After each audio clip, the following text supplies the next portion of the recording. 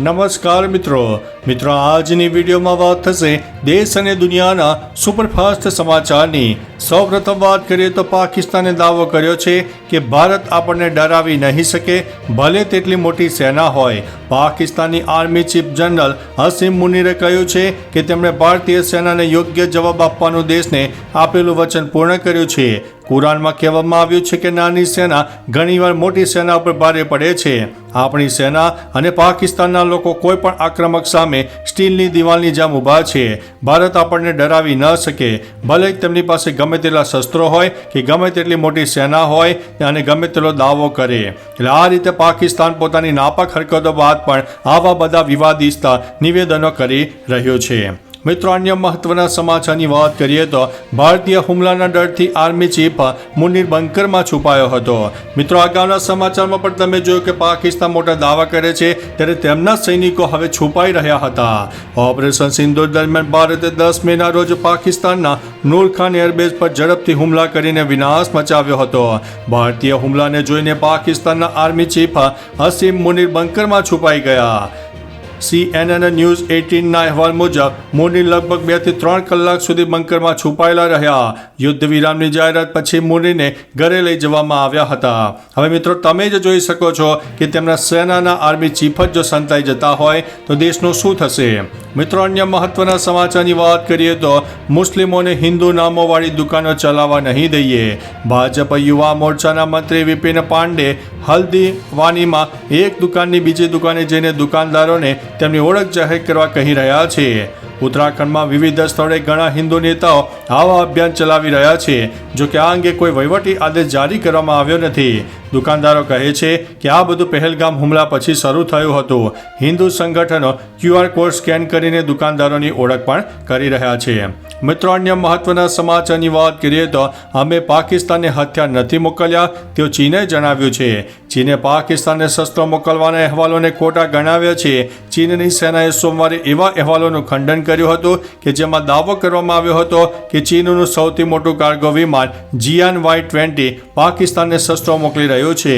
ચીનના સંરક્ષણ મંત્રાલયની સત્તાવાર વેબસાઇટ પર જારી કરેલા એક નિવેદનમાં કહેવામાં આવ્યું હતું કે આ બધા દાવાઓ સંપૂર્ણપણે ખોટા અને પાયા વિહોણા છે। મિત્રો, અન્ય મહત્વના સમાચારની વાત કરીએ તો ઓપરેશન સંકલ્પ 31 નક્સલીઓના મૃતદેહ મળી આવ્યા છે।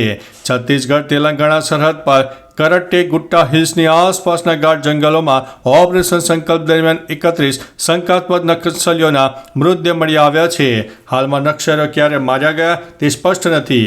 બીજાપુરના SP જીતેન્દ્ર યાદવે કહ્યું છે કે બુધવારે બીજાપુરમાં એક પ્રેસ કોન્ફરન્સમાં ઓપરેશન વિશે વિગતવાર માહિતી આપવામાં આવશે। 31 નક્સલીઓમાંથી 20 નક્સલીઓની ઓળખ પણ થઈ ગઈ છે। મિત્રો, અન્ય મહત્વના સમાચારની વાત કરીએ તો 20 જિલ્લામાં વરસાદની આગાહી। રાજ્યમાં 20થી વધુ જિલ્લામાં હળવાથી મધ્યમ વરસાદની શક્યતા છે। ગરમીમાં પણ 3 થી 4 ડિગ્રી વધારો થવાની શક્યતા છે। ભર ઉનાળે થયેલા માવઠાને કારણે મકાઈ અને કેરીના પાકને વ્યાપક નુકસાન થયું છે, જેના કારણે ખેડૂતોએ રાતા પાણીએ રોવાનો વારો આવ્યો છે। ખેડૂતોએ સરકાર પાસેથી હવે સહાયની પણ માંગ કરી છે। મિત્રો, અન્ય મહત્વના સમાચારની વાત કરીએ તો લ્યો બોલો, પતિને જ ખબર ન હતી કે તેની પત્ની બાંગ્લાદેશી છે। અમદાવાદમાં 500 જેટલા શંકાસ્પદ પાસપોર્ટ અંગે તપાસ કરી હતી, જેમાં ક્રાઇમ બ્રાન્ચ દ્વારા એક મહિલા આરોપીની ધરપકડ કરવામાં આવી। આ મહિલા બાંગ્લાદેશી હોવા છતાં ભારતીય હોવાના તમામ પુરાવા એકઠા કરીને પાસપોર્ટ મેળવ્યો હતો અને તેના આધારે વિદેશ પ્રવાસ પણ કર્યો હતો। મહિલા પોતે બાંગ્લાદેશી છે તે પણ ભૂલી ગઈ હોવાનો ડોળ કરતી હતી। જોકે હાલ પોલીસે ગુનો નોંધીને તપાસ શરૂ કરી છે।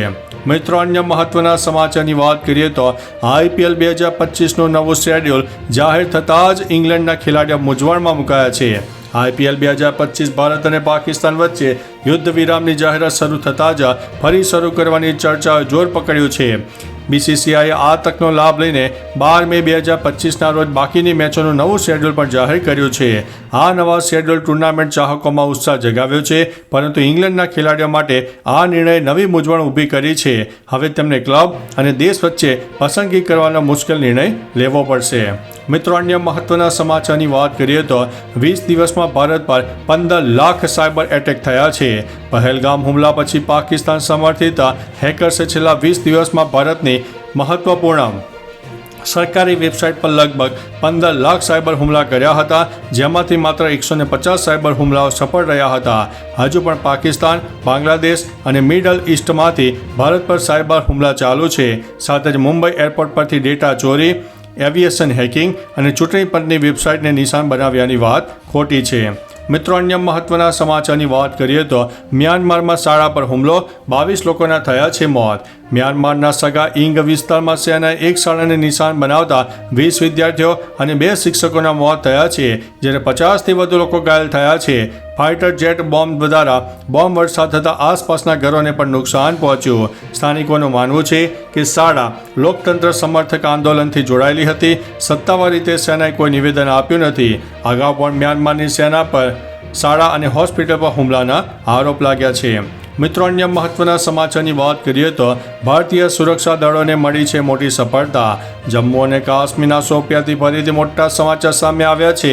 અહીં સુરક્ષા દળોને એન્કાઉન્ટરમાં લશ્કરના 3 આતંકવાદીઓને ઠાર માર્યા હતા. શોપિયામાં સુરક્ષા દળોએ લશ્કરે તૈયબાના આતંકવાદીઓને ઘેરી લીધા હતા. શોપિયાના જંપા પથરીમાં ચાલી રહેલા એન્કાઉન્ટરમાં સુરક્ષા દળોએ આ 3 આતંકવાદીઓને માર્યા હતા.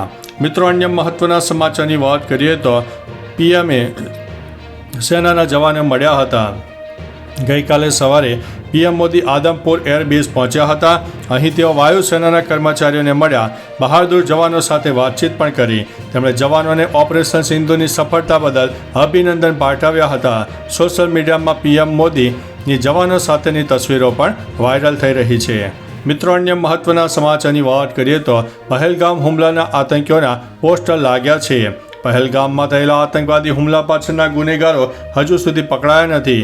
હવે જમ્મુ અને કાશ્મીર હુમલામાં સામેલ આતંકવાદીઓના પોસ્ટર લગાવવામાં આવ્યા છે. શોપિયા સહિત ઘણા વિસ્તારોમાં સુરક્ષા એજન્સીઓ દ્વારા આ પોસ્ટરો લગાવવામાં આવ્યા છે. 3 આતંકવાદીઓ પર 20 લાખ રૂપિયાનું ઇનામ છે. તમને જણાવી દઈએ કે આ 3 આતંકવાદીઓ પહેલગામમાં 26 લોકોની હત્યા કરી હતી. મિત્રો, અન્ય મહત્વના સમાચારની વાત કરીએ તો આઈપીએલ અંગે મોટી અપડેટ. આઈપીએલમાં લીગ સ્ટેજની છેલ્લી મેચ 27 મે એલએસજી અને આરસીબી વચ્ચે એકાના સ્ટેડિયમ ખાતે રમાશે. પહેલી ક્વોલિફાયર મેચ 29 મે અને એલિમિનેટર મેચ 30 મેના રોજ રમાશે. બીજી ક્વોલિફાયર મેચ 1 જૂને રમાશે અને ફાઇનલ મેચ 3 જૂને રમાશે. અહેવાલ છે કે ફાઇનલનું સ્થળ બદલાશે.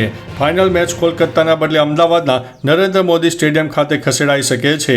જૂનની શરૂઆતમાં ભારે વરસાદની શક્યતાને કારણે આ નિર્ણય લેવાઈ શકે છે. મિત્રો, અન્ય મહત્વના સમાચારની વાત કરીએ તો પાકિસ્તાન કનેક્શન ધરાવતા મૌલાનાની મદ્રેસા ઉપર બુલડોઝર ચાલ્યું.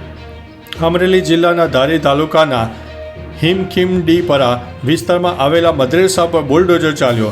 મદ્રેસામાં રહેતા મૌલાનાનું પાકિસ્તાન કનેક્શન ખુલ્યા બાદ આ કાર્યવાહી કરવામાં આવી છે. તેના મોબાઈલમાંથી પાકિસ્તાન, અફઘાનિસ્તાન અને બાંગ્લાદેશના વોટ્સએપ ગ્રુપ મળ્યા હતા.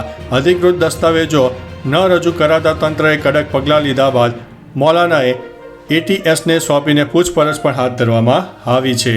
મિત્રો, અન્ય મહત્વના સમાચારની વાત કરીએ તો આંધી વંટોળ સાથે ભારે વરસાદની આગાહી હવામાન વિભાગે વ્યક્ત કરી છે. અંબાલાલ પટેલે પણ જણાવ્યું છે કે મોટી આગાહી આવી ગઈ છે, જે મુજબ રાજ્યમાં હજુ પણ કમોસમી વરસાદ પડશે. 13મી મેના રોજ ઉત્તર ગુજરાતના કેટલાક ભાગોમાં વરસાદની શક્યતા હતી, ત્યારે 15થી 19 મે દરમિયાન રાજ્યના વિવિધ ભાગોમાં વરસાદની શક્યતા દર્શાવાઈ હતી.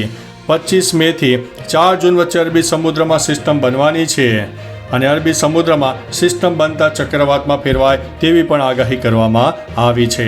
તો ચાલો મિત્રો, ફરીથી દેશ અને દુનિયાના સુપરફાસ્ટ સમાચાર લઈને મળતા રહીશું. ત્યાં સુધી અમને રજા આપશો. નમસ્તે.